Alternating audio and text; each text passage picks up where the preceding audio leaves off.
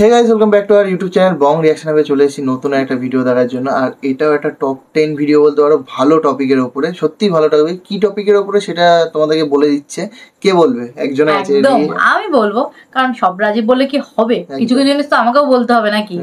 সেটা হচ্ছে বাংলাদেশের 10 জন ধনী প্রতিষ্ঠান, মানে ধনী ব্যবসায়ী বলতে পারো, যেটা বাংলাদেশের মানে ইকোনমিকে অনেক সাহায্য করছে। বিজনেসম্যান, একদম টপ 10 বিজনেসম্যান কারা সেটাই দেখে নেবো। তো চলো বেশি দেরি করে দেখে নিই। একদম।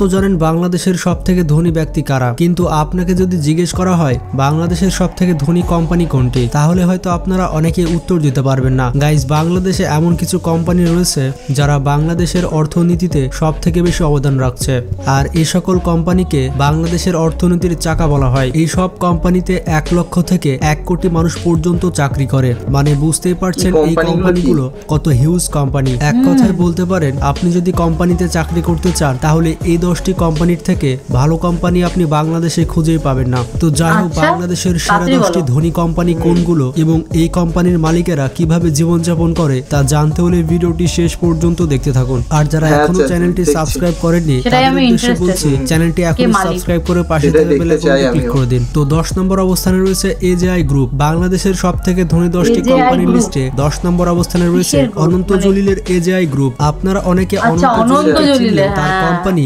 এজেআই গ্রুপকে চেনেন না। অনন্ত জলিল নিজের মুখে বলেছে প্রতি মাসে তিনি তার কর্মচারীদের বেতন দিয়ে থাকেন 12 কোটি টাকা, এবং তার এই কোম্পানিতে মোটামুটি 10 থেকে 12 হাজার জন কর্মচারী কাজ করে থাকে। এজেআই গ্রুপ মূলত পোশাক শিল্প নিয়ে কাজ করে থাকে। বাংলাদেশের পোশাক শিল্পে এজেআই গ্রুপের বেশ বড়সড় অবদান রয়েছে। দেশের বিভিন্ন স্থানে তাদের গার্মেন্টস ফ্যাক্টরি রয়েছে, এবং এই এজেআই গ্রুপের বর্তমান মার্কেট ভ্যালু প্রায় 500 কোটি টাকা। বলা হয়ে থাকে এজেআই গ্রুপের মালিক অনন্ত জলিল খুবই ভালো একজন মানুষ। বাংলাদেশের মানুষের বিভিন্ন বিপদ আপদে তিনি সবার আগে এগিয়ে আসেন। অনন্ত জলিল কিন্তু অনেক শৌখিন একজন মানুষ। তার কাছে তার প্রাইভেট হেলিকপ্টারও রয়েছে। তিনি যেখানে যান তার এই প্রাইভেট হেলিকপ্টার নিয়ে যান। এছাড়াও তার কালেকশনে রয়েছে পৃথিবীর সবথেকে দামি দামি এবং লাক্সারিয়াস গাড়িগুলো। তাছাড়া তার গার্মেন্টস অফিসে যত কর্মচারী রয়েছে তাদের সাথেও তিনি ভালো ব্যবহার করে থাকেন, এমনটাই শোনা গেছে। এরপর 9 নম্বর অবস্থানে রয়েছে এসিআই লিমিটেড। বাংলাদেশের সবথেকে ধনী 10টি কোম্পানি লিস্টে 9ম অবস্থানে রয়েছে এসিআই লিমিটেড। এসিআই কোম্পানির মোট সম্পত্তির পরিমাণ 238 মিলিয়ন ইউএস ডলার, বাংলাদেশি টাকায় 2300 কোটি টাকা। আজ থেকে 28 বছর আগে 1992 সালে এই এসিআই কোম্পানি প্রতিষ্ঠা করা হয়। এই কোম্পানিটি রাসায়নিক, কৃষি, মোটরসাইকেল, ভোগ্যপণ্য, খাদ্য, পরিবহন সবকিছু নিয়ে ব্যবসা করে থাকে। এছাড়া অনেক কিছু নিয়ে মেডিসিন, খাদ্য সব করে থাকে। এছাড়া আপনারা বিভিন্ন ভোগ্যপণ্যের গায়ে এসিআই কোম্পানির লোগো দেখতে পাবেন। বাংলাদেশের ভোগ্যপণ্যের বেশিরভাগ পণ্যই এই এসিআই কোম্পানি তৈরি করে থাকে। এরপর 8 নম্বর অবস্থানে রয়েছে আবুল খায়ের গ্রুপ। বাংলাদেশের সবথেকে ধনী 10টি কোম্পানির লিস্টে 8ম অবস্থানে রয়েছে আবুল খায়ের গ্রুপ। অতীতে এই আবুল খায়ের গ্রুপের স্টিলগুলো অনেক জনপ্রিয় ছিল, এমনকি অতীতে মানুষের মুখে মুখে শোনা যেত আবুল খায়ের টিনের নাম। 1953 সালে এই আবুল খায়ের গ্রুপের যাত্রা শুরু হয়, মানে বুঝতে পারছেন কোম্পানিটি কত আগে প্রতিষ্ঠা লাভ করেছিল। এই কোম্পানিটি স্টিল, সিরামিক, তামাক, সিমেন্ট সহ অনেক পণ্যের ব্যবসা করে থাকে। এরপর 7 নম্বর অবস্থানে রয়েছে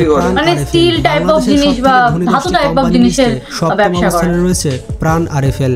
বাংলাদেশে প্রাণ আরএফএল পণ্য কেনেনি কিংবা ব্যবহার করেনি এমন মানুষ হয়তো খুঁজে পাওয়া যাবে না। মজার ব্যাপারটি হচ্ছে প্রাণ আরএফএল এর 1,40,000, মানে বুঝতে পারছেন কত হিউজ সংখ্যক মানুষ এই কোম্পানিতে চাকরি করে থাকে। 1981 সালে প্রথমবারের মতো এই প্রাণ আরএফএল গ্রুপ প্রতিষ্ঠা করা হয়। দেশের পণ্যের চাহিদা মিটিয়ে প্রচুর পরিমাণে পণ্য বিদেশে রপ্তানি করে থাকে প্রাণ আরএফএল। বাংলাদেশের ভোগ্য পণ্যের বেশিরভাগ পণ্যই তৈরি করে থাকে প্রাণ আরএফএল। মেডিসিন, এগ্রিকালচার এবং মিডিয়া সব ক্ষেত্রে প্রাণ আরএফএল এর আমরা মুসাইব করিমে অনেক কটা অ্যাড দেখেছিলাম মনে হয়। মুসাইব করিম ভাইয়ের কিছু কিছু অ্যাড দেখেছিলাম, সেখানে প্রাণ আরএফএল এর কথাটা আমরা শুনেছিলাম। অনেক হচ্ছে গাড়িতেও হচ্ছে ছবি টবি দিয়ে থাকে, যে বড় বড় টেলার গুলোতে মুসাইব করিম ভাই আর সেটা আমরা দেখেছি। ওইজন্য প্রাণ আরএফএল এর কথাটা জানি আমরা শোনা। গ্রুপের আরএফএল এর প্লাস্টিক পণ্যগুলো সব রপ্তানি করে থাকে প্রাণ আরএফএল। বাংলাদেশের ভোগ্য পণ্যের বেশিরভাগ পণ্যই তৈরি করে থাকে প্রাণ আরএফএল। মেডিসিন, এগ্রিকালচার এবং মিডিয়া সব ক্ষেত্রেই এগিয়ে রয়েছে এই প্রাণ আরএফএল। তবে প্রাণ আরএফএল গ্রুপের আরএফএল এর প্লাস্টিক পণ্যগুলো বেশি জনপ্রিয়। এরপর 6 নম্বরে রয়েছে মেঘনা গ্রুপ। বাংলাদেশের সবথেকে ধনী 10টি কোম্পানির লিস্টে 6 নম্বর অবস্থানে রয়েছে মেঘনা গ্রুপ। রাসায়নিক কারখানা, সিমেন্ট, সাইকেল, সব ধরনের ধরনের পণ্য তৈরি করে থাকে মেঘনা গ্রুপ। বাংলাদেশে সব মিলিয়ে 50টির বেশি কারখানা রয়েছে মেঘনা গ্রুপের। বিভিন্ন রিপোর্ট অনুযায়ী মেঘনা গ্রুপ প্রতি বছর আয় করে থাকে 150 কোটি টাকা। তাছাড়া এই মেঘনা গ্রুপের মোট কর্মচারীর সংখ্যা 1 লক্ষেরও বেশি। বাংলাদেশের অর্থনীতিতে বেশ বড়সড় অবদান রয়েছে মেঘনা গ্রুপের।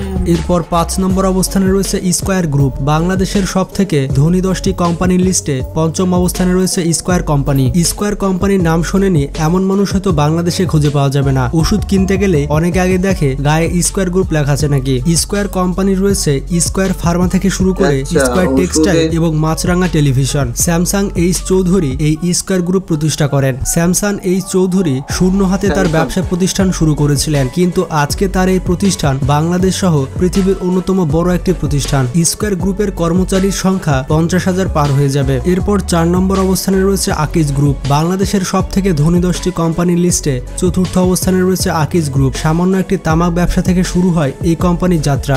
আপনারা জানলে অবাক হবেন, বাংলাদেশ সরকারকে সব থেকে বেশি ট্যাক্স দেওয়ার রেকর্ড রয়েছে আকিজ গ্রুপের কাছে। 1940 সালে তামাক দিয়ে ব্যবসা শুরু করে এই কোম্পানি। সিরামিক, পেইন্টিং, ঔষধ এবং বিভিন্ন খাতে ব্যবসা করে থাকে এই আকিজ গ্রুপ। বর্তমানে তাদের অনেক কিছুই করে, এবং বেশি বিক্রি হয় স্পিড।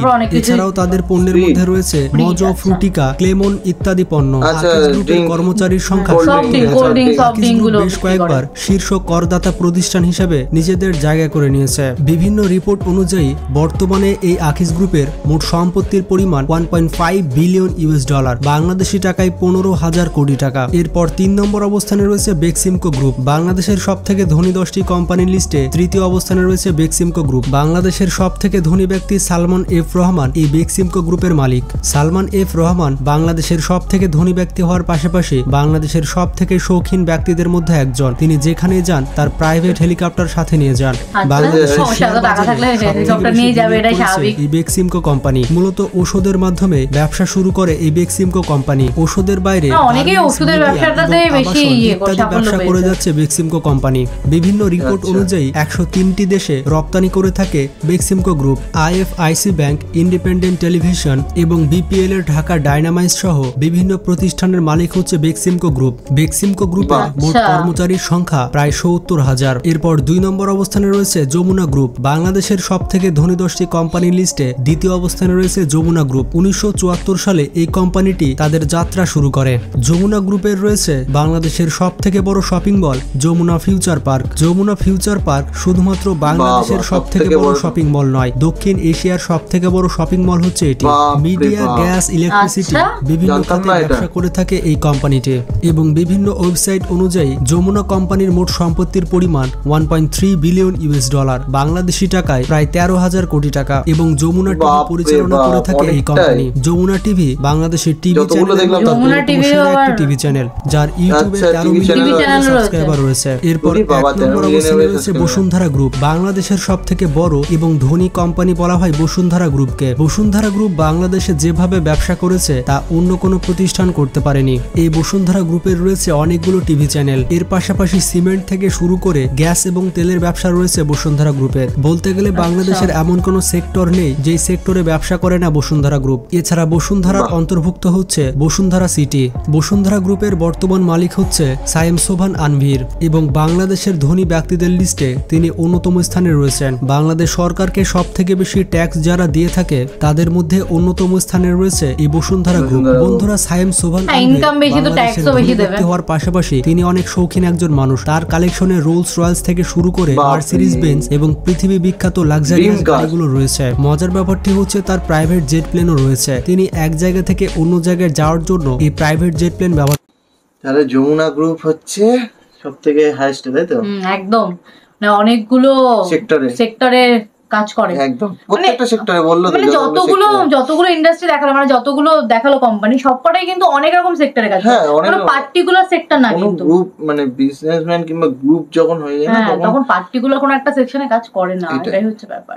এত বড় নাম হয়ে গেছে নিশ্চয়ই, এতটা বড় ব্র্যান্ডটা না হলে আর হতো না, শুধু একটা জায়গায় কাজ করে। না, ব্যাপারটা হচ্ছে তুমি তখনই নিজে ধনী হবে বা তখনই তুমি একজন সফল ব্যবসা হবে যখন তুমি অনেকটা সেক্টরে কাজ করতে পারবে। তুমি একটা সীমিত সীমিত জায়গায় কাজ করো, তো তুমি সেই সীমিত জায়গাটুকুই কাজ করে গেলে, তুমি পপুলার হলে ওই জায়গায় তো তোমার জায়গায় মানে তুমি যে সেক্টরে কাজ করছো সে এমন তো না তুমি একাই কাজ করছো, তোমার জায়গায় অনেকে চলে আসবে। সেটাই তো, ওই জন্য সব জায়গায় কাজ করলে কি হয় যে নিজের আয়ত্তটা বাড়ানো যায়। এক্স্যাক্টলি। তো সেখানে একটা, আর যারা এত বড় বড় ব্যবসায়ী তারা তো দেশের ইকোনমিকের ক্ষেত্রে একটা বড় ভূমিকা পালন করবে, এটাই স্বাভাবিক ব্যাপার। তাদেরকে তারা ট্যাক্স দেবে, তারা যেই ভূমিকাটা পালন করে তাদের দেশের উন্নতি হয় একদম।